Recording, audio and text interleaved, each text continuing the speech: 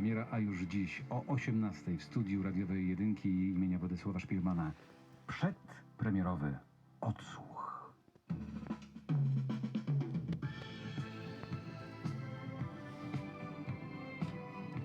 Jedynka.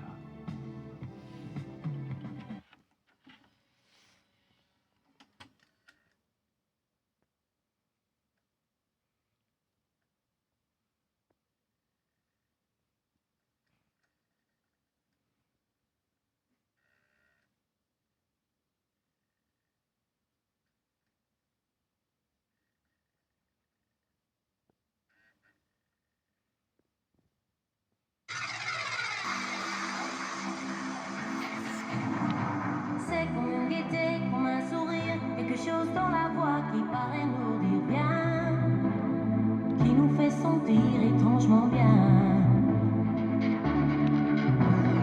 C'est comme toute l'histoire du peuple noir qui se balance entre l'amour et le désespoir, quelque chose qui danse en toi.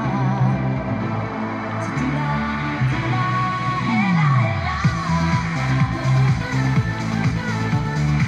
Je sais quoi, que dans ce combat, qui nous met dans un autre état. Elle a,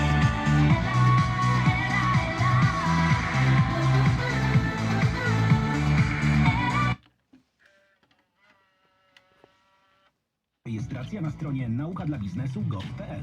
Bądźmy tam razem. Hemoroidy często powracały.